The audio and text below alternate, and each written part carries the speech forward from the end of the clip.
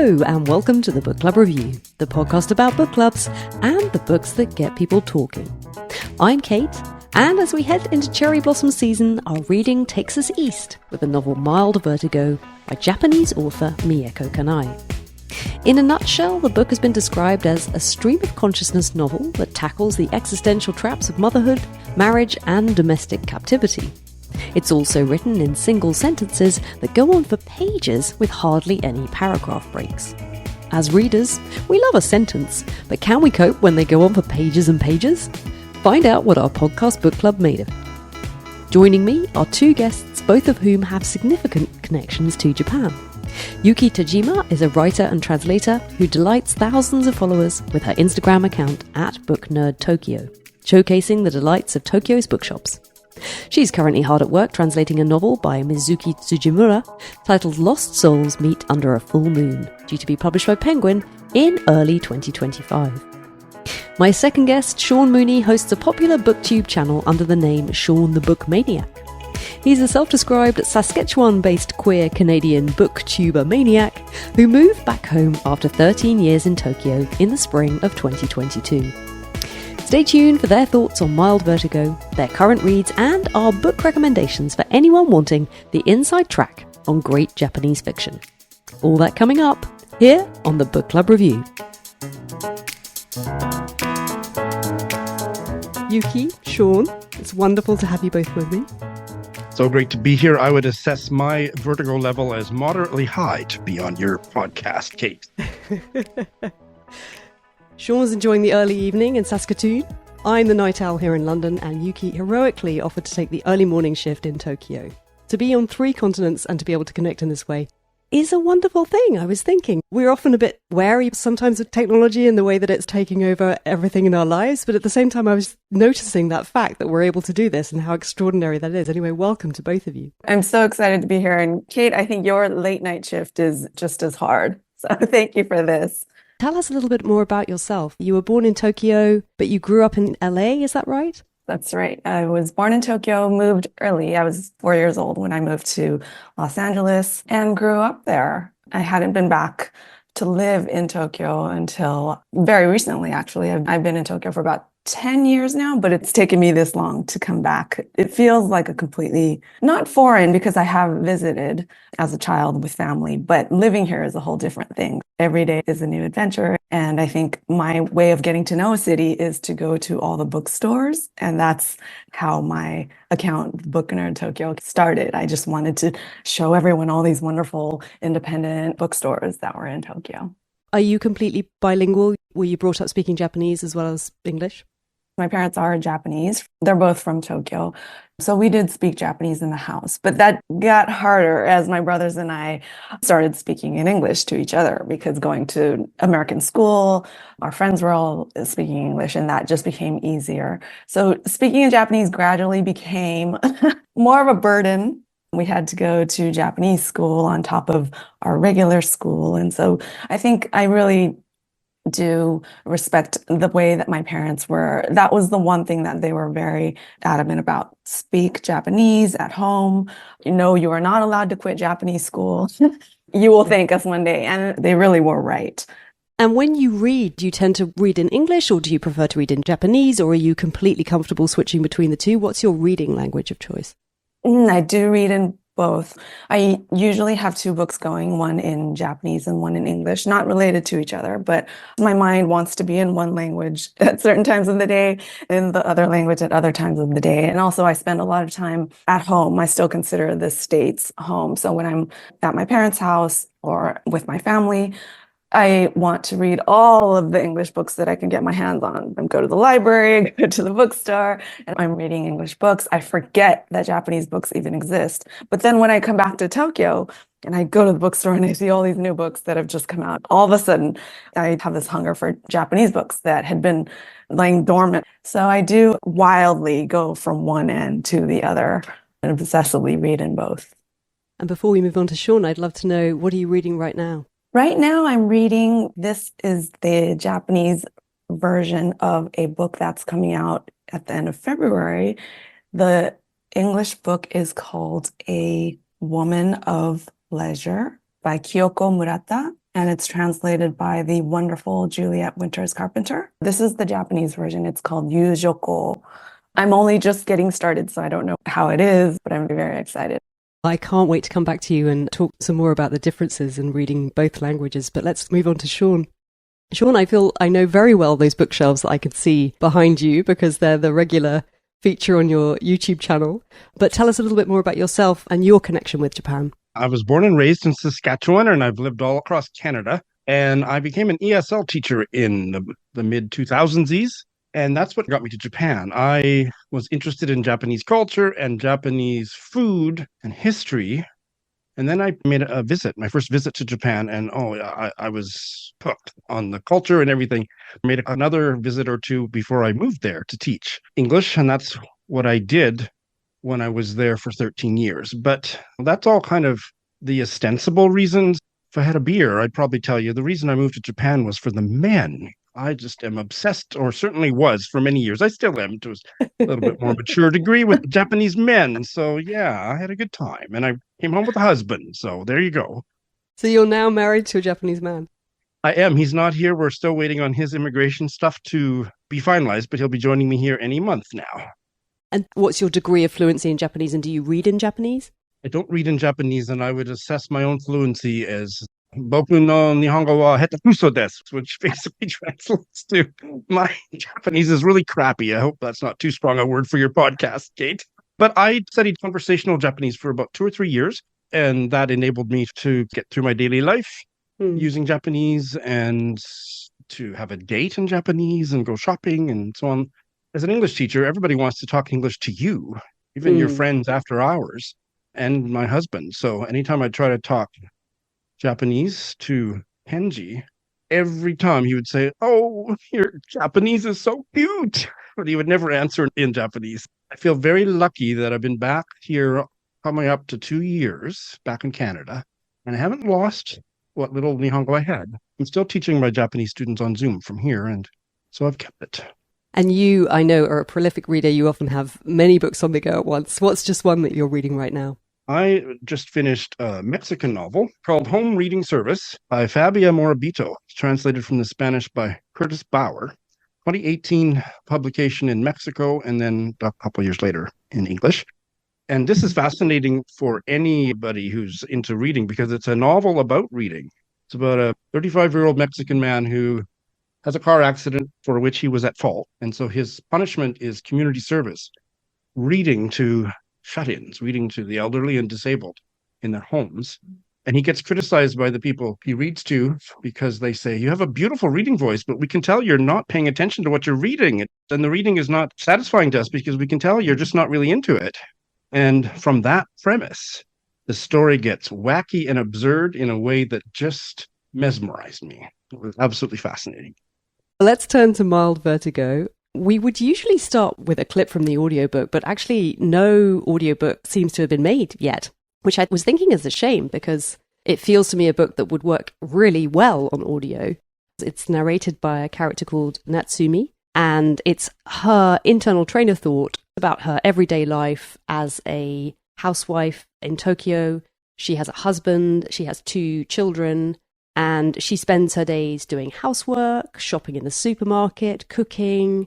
She occasionally meets neighbours, she's in touch with her parents, and occasionally she connects with her old school friends. But the main thing you sense about her is that she feels a certain dissatisfaction, a certain sort of disconnection with her life. And it seemed to me that the novel is about her attempts to understand those feelings and her place in the world. I wanted to read a passage from quite early on, and I thought actually what I really wanted to do was wanted to hear how it sounded in Japanese. So I'm going to ask Yuki to read this little passage, which is from quite early on, where Natsumi is doing the washing up and she finds herself transfixed by the water coming out of the tap.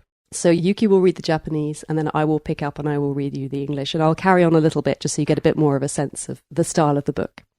I'm happy to do it. I'm actually only reading 2 sentences, but it's going to go on for a little bit because each sentence is very long. Here I go. それから朝食の汚れた食器を洗おうとして、放浪のシンクの前に立ち、白いプラスチックの洗い桶に入ったバターとサラダの油を浮かべた水の中の食器を取り上げ、洗剤で洗ってたら、流しっぱなしの水道の水で洗剤の泡を流していると、手は食器を持ったまま、じっと水の流れるのを見つめている自分に気がつく。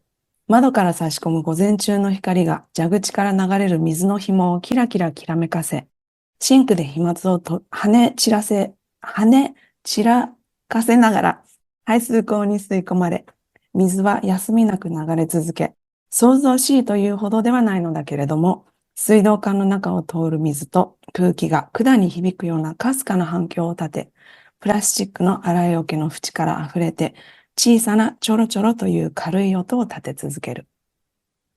After that, she's standing in front of the enamel sink, washing the dirty breakfast dishes, picking the plates out of the plastic tub of water with blobs of butter and cooking oil floating on the surface, and soaping them with washing up liquid.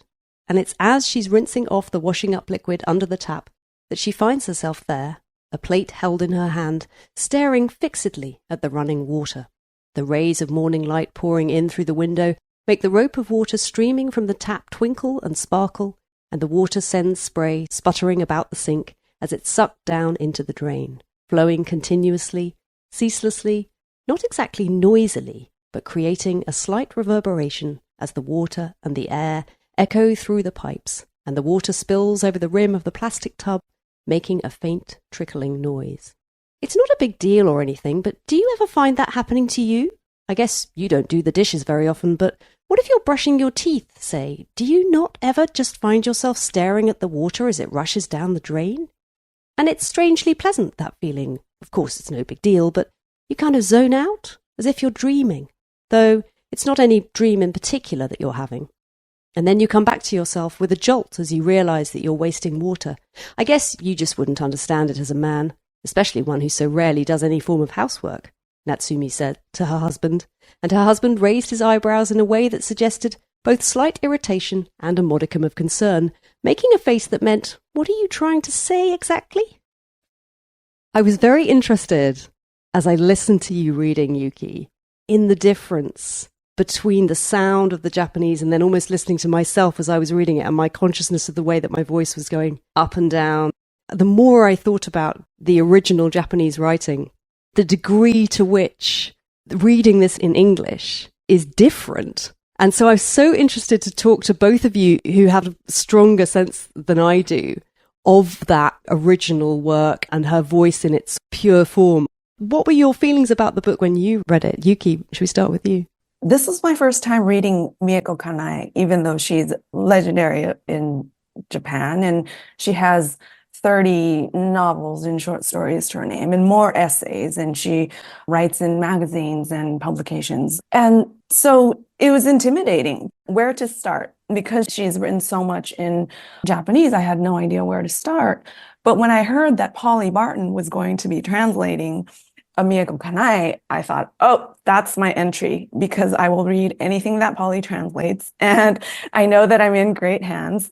So I started reading the English and I didn't know about the structure. I didn't know the sentences were so long. So I started reading and I was reading and I was reading. And minutes later, I was still reading the first sentence, 4 pages in. And I was thinking, my goodness, Polly Barton, this is amazing. My reaction hearing you read, Kate, I thought, wow, it just sounds like Mieko Kanai just switched over suddenly into a different language. And she's just speaking in the same kind of tone and the same pace, being able to read in Japanese and then hearing the English. It sounded like she was still speaking in the same language to me. That was fascinating to hear. Shawn, how about you? I was surprised by how much I loved this. I thought I was going to be intimidated by it, but I found it actually accessible. I found the long sentences an absolute delight. They didn't give me a headache. I can think of other writers where I couldn't finish the book, the famous one being Duck's Newber Report. That was an utter failure for me, although I will give it another try. Whereas this, I just fell into the sentences, and I think we're probably going to be talking about the image that was at the heart of the reading, about the tap water running, but I found the sentences flowed like that for me and created a very fluid texture of memory and emotion and irritation and social commentary. Was just Incredible. What I don't know is whether I will remember anything about this book in 6 months. I'm not sure how much of it's going to stick with me, but boy, it was a wild ride. Yeah, thinking about these sentences, there are no paragraph breaks. You don't get a rest. I had read about it and I thought, not sure. And I went to the bookshop and I picked it up in the bookshop and I stood there and I read a few pages from the first chapter. And what you realize straight away is it's not hard to read. In fact, it's very easy to read. And the reason it's easy to read is because it feels like thought. One of the pleasures of the book for me was that it felt like the process of thought was being really beautifully articulated in a way that you're not used to seeing or experiencing. We think the way we think, but it's unusual to see that captured, I thought, so effectively on the page. And after a while, it's almost like when you're not reading the book, you have a heightened awareness of your own thoughts. The book works on you at the same time as you're reading the book. One interesting thing that came up in the book club is the question, is it a horror story? I don't think so. Homemaking and house cleaning is horrifying. That's why I never do it. But this character, it doesn't feel like she really has a choice about that, even though no one is forcing her physically to do these things. But at the same time, you have a very strong sense that she feels obligated to do all these things. And not only that, but to do them to a certain standard, to perform this role. And that somehow is she trapped within that. But at the same time, I think there is a real ambiguity there. I hadn't read it that way. I felt like she has her frustrations, but at the same time, I saw contentment there. I didn't feel it was a horror story to me. She feels the cultural expectation, but she never meets it. She doesn't keep the cleanest house. I think that's why I liked her so much. Horror might be a strong word because she writes in the afterword in the Japanese that she really is a fan of the non-dramatic. She does not like to create drama. She says that I'm so drawn to the non-dramatic. Karui memai, which is the Japanese title. Karui memai, it translates obviously to mild vertigo, but it's a light dizziness. Karui means it's a light dizziness. So just in everyday life, you go around and sometimes you just feel a little dizzy, but it's mild because it's just there. It exists. It's not a dramatic event. She lives with it. She goes with it. And that might feel in a way, I think she's saying that there is something horrific about that, in that we're all lightly dizzy at all times. But this is not just because Natsumi is a housewife. It's the fact that she'll go to a friend's house and it's the fact that her friends don't seem to notice what their lives have become. I feel like the horror for her is in not noticing the state of your life, going through life without really thinking about it or noticing anything. I came out of this, like you were saying, Kate, I came out of this wanting to just go immediately to my journal and write down every single thing that's happened in my day. But then do I think about my life being a horror show? Not really. But yes, there are things that I don't want to do in my day. Definitely it's back and forth in my mind. And I would like to circle back to Kate and I feeling that there was a sense of contentment here. And so the mild vertigo or dizziness, that describes to a T the effect her writing had on me. Those looping sentences that went back to memory and back to the present and all this almost sociological description, they did make me a little bit lightheaded. Moments of beauty, but not just that, just moments of wonderment about the quotidian, the banal. She's quite disconnected. She has 2 children, but she doesn't exhibit particularly strong maternal feelings towards them. And indeed, she's quite pleased when she gets the opportunity to pack them off to the grandparents for an extended stay so that she's going to get some time to herself. I mean, you know, I'm a mother. I can relate. Like, I'd be delighted if a grandparent offered to take my children off my hands for a few weeks.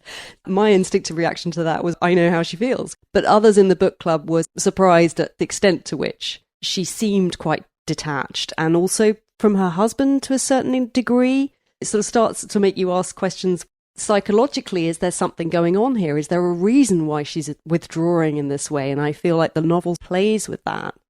The other example was her connections with her friends, where it's almost like her female friends and people she encounters in the community are offering different models of how to be. So there is her friend who remained single, is an architect, feels like almost quite aspirational model of womanhood. She's very independent, she's successful, she's feisty and interesting and culturally very connected. And you see Natsumi sort of assessing all this. but at the same time, it doesn't move her to make any changes in her own life. She doesn't do anything with the information. What do you think? She seems strangely passive. In Japanese culture, there's a honne to tatemae. These two are often spoken about in a set. Honne is how you really feel inside. It's your truth. It's what you feel. Tatemae is the face that you've put forward when you're seeing anybody. When you're speaking to people, you have your tatemae, which is your presentation. This is how you're presenting yourself. And this honne to tatemae happens all day long in Japanese life. You rarely are in your honne state, unless you're maybe by yourself, you're writing in your journal. If you're doing any kind of creative work, maybe you're experiencing moments of honne, your truth, as you do that creation. But most of the time, whether you're going to the supermarket or whether you're just on the train, reading quietly when you want to not be there, you want to go outside and run and scream because the trains are driving you crazy. Public life in Japan is all about tatemae most of the time. It's how people perceive you. It's how you want people to perceive you. It's how you present. And so I feel this book is all honne because we get to hear her internal dialogue. So this is her honne, her truth, but the truth that only she knows and only we as readers know, and we're allowed into her honne. But everybody else in the book sees her tatemae, I think, even her family to some extent, because she's not telling them her truth. But the truth is coming out in her attitude towards them, I think. So she might not say it in so many words as we might in English. We might say, "You're really annoying me right now. Will you please leave me alone?" But in Japanese, you don't say that. You might, obviously, families do. But if you're comparing between an English-speaking household and a Japanese-speaking one, a lot more is just read. You just read the room and you do what you feel is appropriate in that moment. KY. And so it exactly, KY, kuki yomenai, which means you can't read the room. So if someone, they used to say this kind of slang, "Oh, that person's so KY," would mean that he or she can't read the room. They have no sense of what's going on around them and they'll say something appropriate. So that's the thing. People tend to judge you if you can't read the room, if you don't get a sense for what people are thinking. And so when I first got to Japan, I am Japanese. I grew up in a Japanese family, but I did not know what these people were thinking.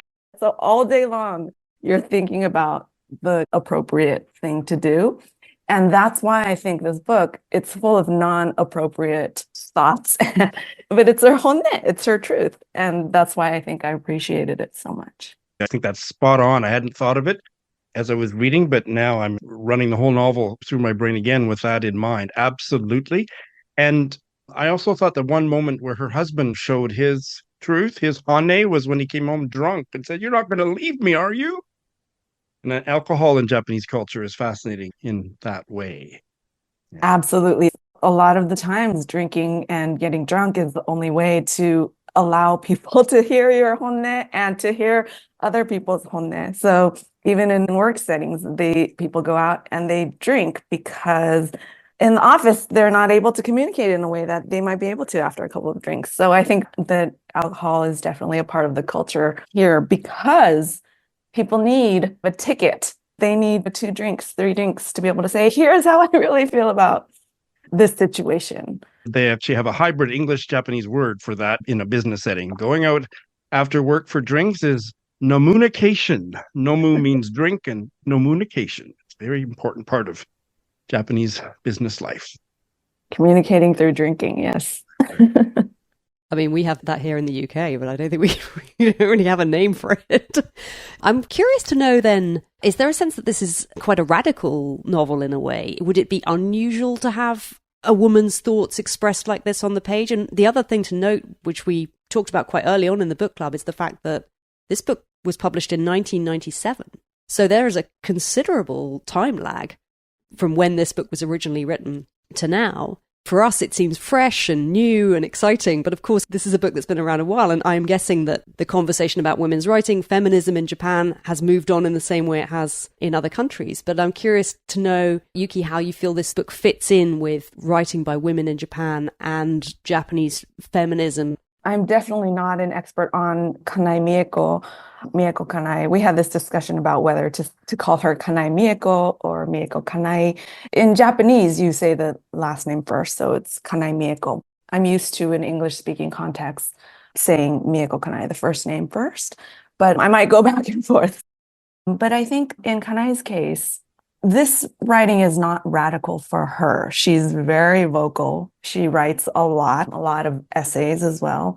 And she doesn't mince words. She has never been thought of, I don't think, as a reserved type of writer or communicator. So I don't think this is surprising for her. I think it's incredible that something written in 1997 is translated in 2023 and is just as powerful and feels timely.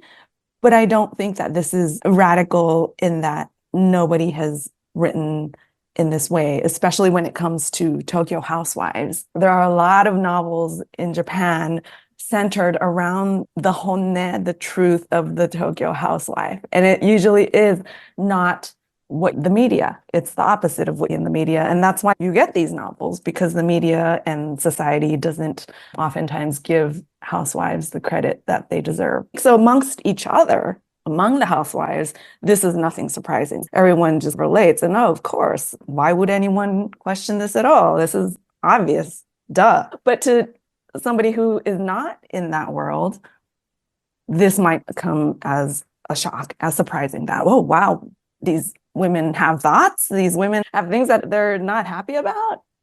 I wouldn't call it a genre, but there are a lot of novels about housewives and the truth about being a housewife and how there's not even just one definition, though society seems to think that there is. I would just add very briefly that I think that the status of women in Japanese society is decades and decades behind the West. And Yuki, feel free to correct me, but I was shocked. And the status of human rights and women around childcare and around employment and the kinds of humiliating job interviews women have, young women have. Why should I hire you? You're just going to get pregnant and leave. Like, it's unbelievable. So yeah, Japan has a lot of catching up to do, or a lot of its own evolution to do around these issues, gender and feminism. And I do think a lot of women are becoming more and more vocal now, and Mieko Kanai has definitely inspired, I would say, a generation of women. A lot of my reading in Japanese literature is self-taught and self-driven, so I naturally gravitate towards novels by women, contemporary women writers. And the more I read them, the more I see that these people look up to writers like Mieko Kanai, and they grew up reading Mieko Kanai. And so you can see how Kanai has inspired generations of younger women writers. There's one section I would be curious to know both of your responses to. Towards the end of the book, we suddenly have two essays that are on two different photographers, Araki, whose work I was more familiar with, and Hineo Kuwabara. Right, whose work I didn't know, but then I looked him up and it felt like his work was much more Japanese people doing everyday things, quite a warm, almost affectionate look at Japanese people going about ordinary lives and capturing all these little intimate moments as if unobserved. Whereas Araki, I felt, has a much more performative style, and also someone who it feels like the photographer himself is really making strong statements with his work. I mean, this feels like the most basic possible overview. I'm not really familiar with either of their work, but the problem for the reader is that these essays have a significant portion of the book. The narrator, Natsumi, is given the catalogue to these exhibitions by her friend, and she reads it. And as I understand it, these were essays that Mieko Kanai had already written elsewhere, and so she placed them here in the book. But I have to say, as a group, collectively, we found them difficult because they're more difficult in tone than the rest of the book because they're just more complicated. They're harder to understand, and I think culturally they're much harder for us to pass. But also, one of the book clubbers, Pauline, said she really felt that the entire point of the book was somehow contained within these essays, and that it was something to do with this way of looking at the world, or this difference in the way of looking at the world, that was what the novel was all about. I wasn't able to get to that clarity myself. I'm curious to know how you responded to those sections. Shawn, should we start with you? Sure, because I'll be very brief. I didn't make a very eloquent connection either, but I did think there was something about the fact that Kuwabara was a street photographer. So he was basically just taking pretty candid shots of people, whereas the Araki photographs were very stylized, very shaped. It was his vision. He was putting people in positions, posing them for his photographs. And I thought there's something there about what is found and photographed that roughly cues to her writing style, the way that it's what is found in this protagonist's consciousness without the hane, that is unedited and unfiltered, and it's what is what you get. But I couldn't get any farther than that. So we'll let Yuki take over and deepen, or tell us what it was really meant. Oh, no. Those sections, definitely, they were harder to follow. And you're right, Kate. I did read in the afterword, in every Japanese book or almost every Japanese novel, there's always an afterword, atogaki, afterword, usually by the author. And in the atogaki, the afterword of this novel, she specifically states that those essays were written for when Kineo Kuwabara had a photo exhibition in 1995. They usually have these catalogs for the photo exhibition. And those two essays were written for that. They were published there first. But at the same time, she said she wrote them with the intention of including them in a novel that would become Karui Memae. It would become Mild Vertigo. So she did write it with this novel in mind. I don't know how much of the novel had already been written at this time, but she had been intending to include it. What I thought was interesting was that it made me think about the audience. The audience, when she writes for a photography exhibit, which is not even an exhibition of her own, she's writing about a different artist. The audience she has in mind for that exhibit versus the audience that she has in mind for Mild Vertigo, which in itself was a column, a series, a serialized novel in Kate Gaho, which is a very high-end women's magazine, and it still exists, and it's this thick, and it's so heavy, and you can't read it on the train because it uses such high-quality paper, and the photography is beautiful, and it's just this very high-end, classy magazine for women. Mild Vertigo was written as a serialized novel in that magazine, so that has a certain audience, women who may or may not be housewives, but they are interested in culture and art and craft and travel and food. And that's what this magazine is about. So she's writing a lot of Mild Vertigo for these women. She has this audience in mind. And then the photography catalog has a kind of a whole different audience. Bringing these two together, I think the voice is going to differ, the tone. But I thought that was interesting in itself, that she writes for these different audiences, but she has something to say for each audience. And to think of Mild Vertigo as something that was written in the late 90s for these women who can read these high-end magazines. What was the message that she was trying to get across there versus this photography exhibition? And so in that way, it was interesting for me to learn that context because it gave me an idea of the different types of writing that she does for different audiences. I don't know if that deepens it, but for me, it gave me a better understanding of why they sounded so different on the page. In the section about Kuwabara, she writes, the title given to Kuwabara's most recent photo exhibition, Afternoon Smiles, 1992, refers to the smiles of reconfirming, in the ethics of the finger and the gaze, a world, be that of Tokyo or Tokyo, that is not flattened by being accommodated within the frame, which flows over with the dynamism of time and life, and truly continues to expand. By sharing Kuwabara's smiles, we can find the conviction to live in this world. And it seemed like there was something there about art, about somehow looking beyond oneself, about somehow in the connections with others. And then perhaps that feeds into my sense from talking to you and other things I've read is such a strong sense of collective society in Japan and one's place as an individual within that, which I think is very, very different and very alien to English readers. There's something there. We didn't get an afterword, unfortunately, by the author, so that was not translated. It's interesting to me that it exists, but it wasn't included in the Fitzcarraldo edition. Interestingly, the American edition, which was published by New Directions, did have an afterword. Yes, Yuki is holding up the beautiful cover of a sort of a woman's shirt, and it has flowers coming out of it, and the type is very slightly distorted. It's all very subtle and beautiful.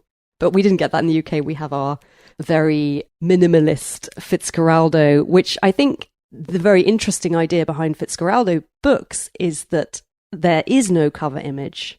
The only clue you are going to get to what this text is about is to read the text. You're not going to get influenced by a cover image that's been imposed on it, which in itself is a really interesting thing, but particularly interesting in light of this book, where we just had nothing to go on. All we had was the words that we read.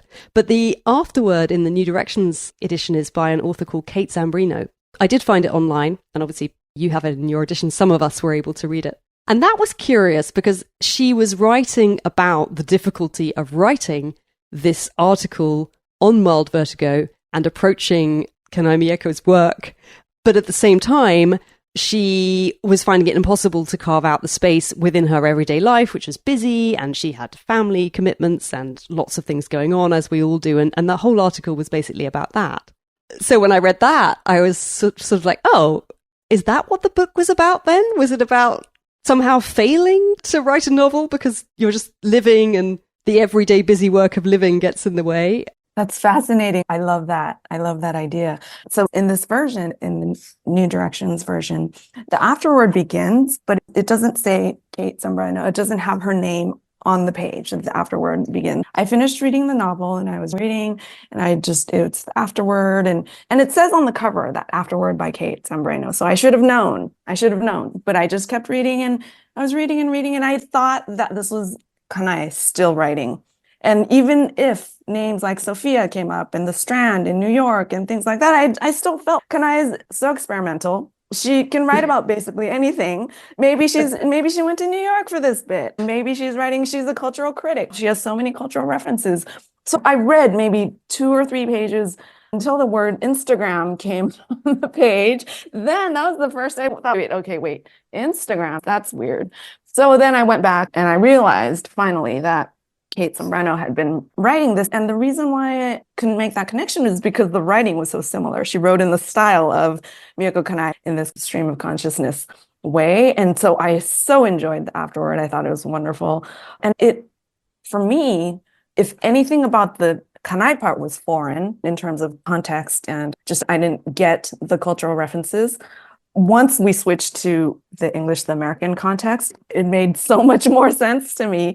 And I was able to make so much more sense of the Kanai novel through the afterword, thinking that, okay, maybe there's a universal quality to Kanai's writing, what she's writing about, because you change the country, you change the context, but you write in the same style and it's very universal, it connects.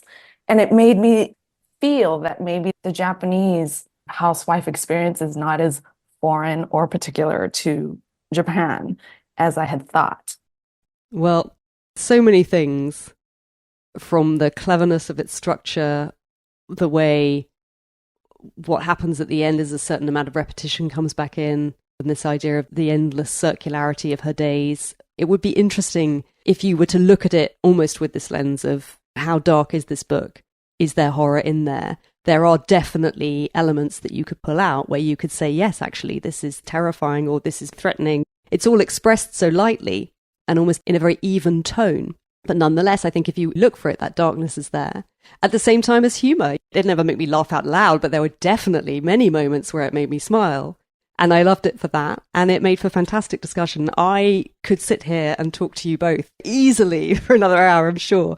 But I would love to come on to your own recommendations for other things people might like to try, some follow-on reads from Mild Vertigo.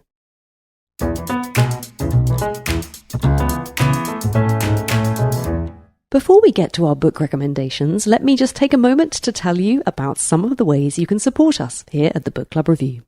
One is completely free, and that is to rate and review the show, which helps other people find it. But wait, there's more. If you'd like a weekly email from me full of book recommendations to help you figure out what you would enjoy reading next, access to our podcast spreadsheets, and the opportunity to connect with other listeners and share thoughts on books via our chat group, then you can sign up to our Patreon. At the higher tier, you can become a member of our monthly book club, which meets via Zoom. And if you can't make the sessions in person, you can watch the recording anytime. Check the link in the show notes or go to patreon.com/The Book Club Review for the different membership tiers and benefits, and the details of book club reads coming up. And to our wonderful community of Patreons currently supporting the show, as ever, a huge thank you. Shawn, shall we start with you? Sure. One of my favorite writers, not just Japanese writers, but favorite writers in the world, is Yuko Tsushima. And her most recently translated novel is Woman Running in the Mountains, which came out from NYRB either late 2021 or early 2022. And it was originally published in Japanese in 1980. And her earlier novellas I loved too, Territory of Light and Child of Fortune. And this one I loved even more. And it is about a 20-year-old Japanese woman who becomes pregnant as a single woman with a very brief affair with a married man. And she's living at home with a violently alcoholic father and a wacko mother and an indifferent brother, and decides to keep the baby. And the parents pressure her to get an abortion. She adamantly refuses to get an abortion. And that, to be a single mother, especially in that time, was scandalous. The thing that made me think of Mild Vertigo, or that made me think of Woman Running in the Mountains while I read Mild Vertigo, is this protagonist's, the way that imagination, where she goes off into the mountains in her mind, and that is a place of serenity or a way that she calms herself down, contrasting that with the vertigo-inducing flights of fancy that our protagonist here does. This was just amazing. It's translated from the Japanese by Geraldine Harcourt, and I absolutely loved it. So that is one. And I saw when you held the cover up briefly that the foreword is by Lauren Groff, which also would catch my attention. Anything that Lauren Groff liked, I feel sure would be good. I have one by a man. I don't like to read very many male writers, but this one was pretty darn good. I read it late last year, and it is a book that was published in Japanese in 1966, and the translation, I believe, is 2002. Grass for My Pillow by Sayiichi Maruya, translated from the Japanese by Dennis Keene. And this is a novel about a draft dodger, although the term doesn't quite apply during the Pacific War in Japan, but he was a Japanese man who resisted going into the army, and so he was on the run for the entire war, hiding out, evading military conscription. And it's about that experience. So it was a remarkable way to get a different perspective on what Japan was like during the war. We also see him in the 60s. He's a university administrator. And as the politics of Japan shifts, the 60s was a time of political fermentation and dissent. And his status as a draft evader becomes politically suspect in a way that it wasn't in the first 15 years after he re-entered society. In the 60s, people are becoming more suspicious of his past. And so it's those two storylines, and I found it absolutely fascinating. Oh, I have never heard of either of those books or those authors, so thank you very much for flagging them up for me. Yuki, how about you? This is one of my favorite novels. It's called The Little House by Kyoto Nakajima, and it's translated by the wonderful Ginny Tapley Takamori. And this is a wonderful novel because it made me think about, it gave me a little bit more context about why Japanese housewives, why so many expectations are put on them about keeping house and about cooking, and everyone should be able to keep a spotless house while cooking, while raising children, while doing crafts, while basically building a beautiful home, while maybe working on the side, maybe having a job. But to do all this, even in modern Japan, I don't know if you've seen the bentos that a lot of mothers make for their children every day, were these character bentos, these beautiful kind of basically animation in a bento box. So you open a bento box and it uses cartoon character. And these mothers who wake up at 5 a.m. to make these lunches for their children, and so many mothers in Japan, it's still a given that they do that. And I've wondered about, okay, where did that all come from? Why are housewives expected to do all of this? And if they can't do it perfectly, why do they feel pressured? Why do they feel like failures? Why do they feel like they're not living up to people's expectations? The Little House is wonderful because it is about a longtime maid. It's about a maid who worked for a middle-class family. Taki, she was a young girl when she started working for them, but she's now at the end of her life reflecting on her time with the family. And her time with the family was wonderful. She calls her the mistress, but the lady of the house, the woman of the house was always kind to her. They had a young boy that she took care of. And it's a wonderful story. It's basically written as a diary of this woman at the end of her life, reflecting on her time in the 30s, working for this middle-class family and through the war and what happened in World War II to the family and what happened with her afterwards. And it's very moving. But this Taki is wonderful around the house with what little resources as the war rages on, and even a well-to-do family has less and less. Taki is able to use what they have and cook up these beautiful meals. She just is so resourceful around the house, and she helps them continue to live a high quality life even without the material things that we all think bring us happiness.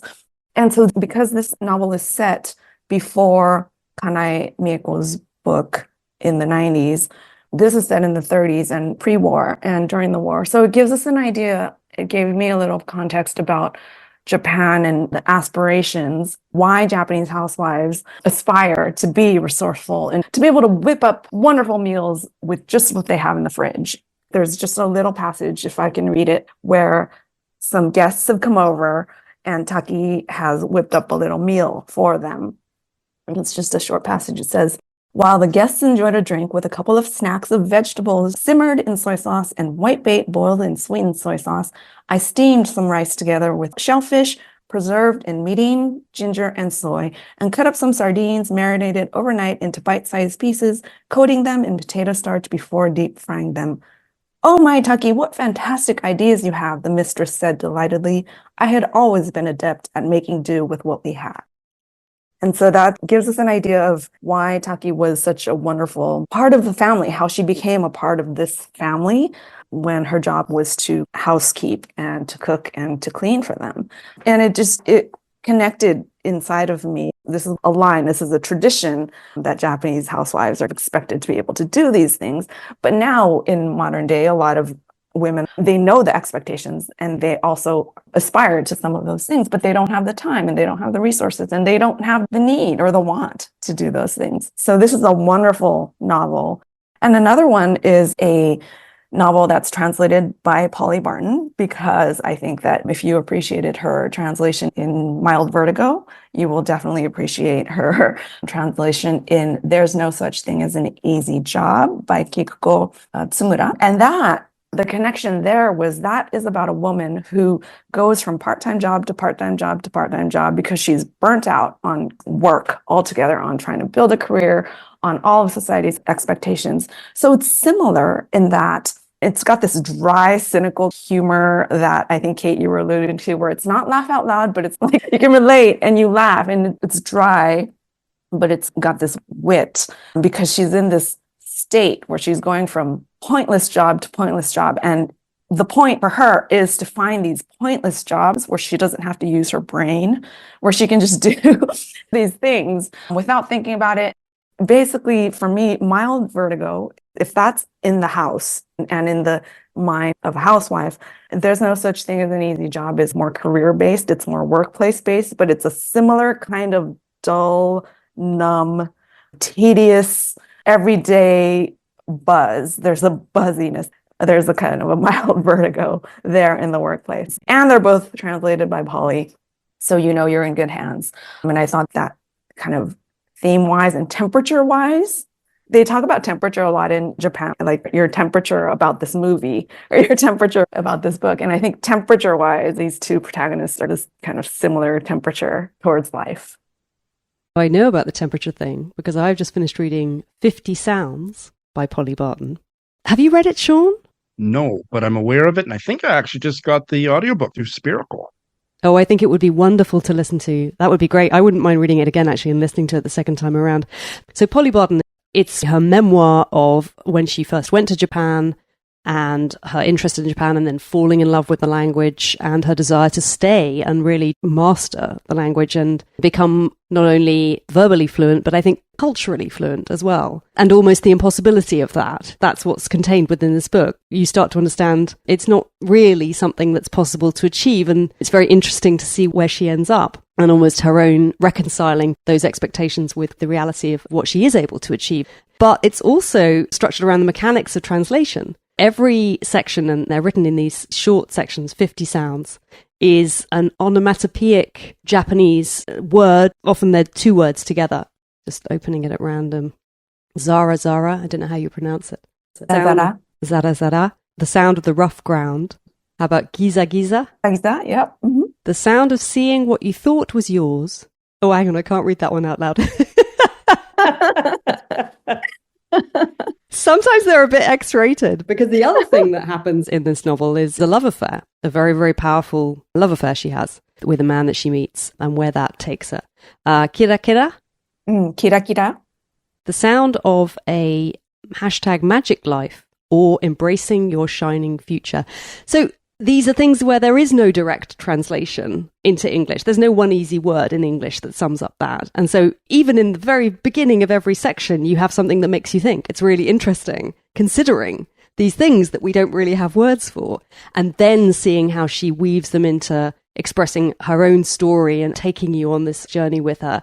And she weaves in philosophy. She's looking at Wittgenstein and his understanding of language and communication and some quite academic theories about that, but they're woven in very lightly in a way that I found very accessible and interesting to read. And I was really just blown away by how beautifully it's written, how much I enjoyed her voice, and really the extraordinary depth both of understanding it gave me, but also my profound sense of just how little I knew about Japan. And I've traveled to Japan a few times on holiday. Like you, Shawn, my husband and I went there and we both absolutely fell in love with it. And I think this is not uncommon. Many people do go there and are incredibly swept away. I just felt such a strong sense of how much I'd learned in reading this book and getting to see that journey that Polly Barton herself goes on. So I cannot recommend this highly enough. I thought it was an absolutely amazing book. And if you are enjoying reading Japanese literature or you're thinking about reading Japanese literature and you really want to get a real insight into what it is that you're reading, I think you couldn't do better than this book. It's wonderful. And it made me then want to read other books that she has translated. Someone in my book club has read other things that she's translated and described her as a bright translator. She said she felt that there was a brightness to everything that Polly Barton translates, which I thought was interesting as well, and getting a sense of her voice, which I didn't get from Mild Vertigo because I was getting Kanai Mieko's voice. I agree. She's brilliant. When you read something like that and you yourself are working as a translator, you must be wrestling with some of the same problems that she's encountering. Does that influence your own work? Were you able to learn things from that, or was there some kind of exchange when you're reading something like that? Whenever I read anything Polly has written or translated, it basically makes me want to pack up and leave. She's just such a great writer and a brilliant translator that I feel Japanese literature is lucky to have her, to have somebody like her translating. And 50 Sounds, this is one of my go-tos. It's an inspiration. I love it. She's such a wonderful writer who makes observations about Japanese culture and the country that I can't, just because I can't see them anymore because it's too familiar. I think she is translating, she doesn't say, but she's translating the book that I just mentioned. There's no such thing as an easy job in this because there are passages about her having to find a certain translation for a certain passage. And when you know what book she's talking about, it's exciting. Reading her is inspiring, and I understand the translation bits, of course, wanting to translate a certain nuance and the difficulties of that. And especially she did it just with this 50 sounds, all these sounds that Japanese writers include in their novels, because it's just part of everyday conversation here, using words like pota pota and zaza for different types of rain. It's raining today, but okay, how would this rain be described? And a Japanese person would describe it a certain way. And then you would need to find an English equivalent because we don't have pota pota or zaza, shiku shiku or anything like that. So that's always the challenge. But yes, I agree wholeheartedly with your recommendation, Kate. 50 Sounds is brilliant. It's hard because I want Polly to write more in her own voice, but we also want her translations, as many as possible. And there's only one Polly Barton. So we just have to wait. And I know she's hard at work, but yeah, Anything that she writes or translates, I am there. I see. She has another book that was published somewhere last year and is coming out from Fitzgeraldo in April this year called Horn, an Oral History. Yes, that is out here in the UK. I was looking at it in the bookshop the other day and didn't really know what to make of it, so I put it back down. But now I've read 50 Sounds. I absolutely want to read Polly Barton's book about porn. And she has a big translation coming out. It's called Butter by Asako Yuzuki. Butter was a mega bestseller in Japan, and it's going to be huge in English as well. I recommend Butter. I don't have the exact date, but I know it's coming out soon, spring 2024, maybe sooner. Definitely keep an eye out for that. Well, thank you both so much. I have absolutely loved this conversation. It has been the greatest pleasure. Can I say arigatou gozaimasu? Arigatou gozaimasu. Yes, thank you so much, Kate, for inviting me. I had a wonderful time. Absolutely, on both of those. And my response to your arigatou gozaimasu is, kochira koso, it is me who should say so. Exactly. That's nearly it for this episode. You'll find links to all the books mentioned today in the show notes, or at the episode page on our website, thebookclubreview.co.uk, where you'll also find an episode transcript. If you'd like to keep up with what I'm reading between shows, you'll find me on Instagram at Book Club Review Podcast, where each week on Sunday at around 10 p.m. UK time, you can also watch my live session where I'll tell you about 5 books I've been either reading or thinking about during the week. You'll also find me on Threads at The Book Club Review. If you haven't tried Threads, come and say hello. It's nice there. And if you have a yen to get more involved with the Book Club Review podcast, or just want to keep your distance but send some support my way, head over to patreon.com/The Book Club Review to find out the ways that you can do that. But for now, thanks for listening and happy reading.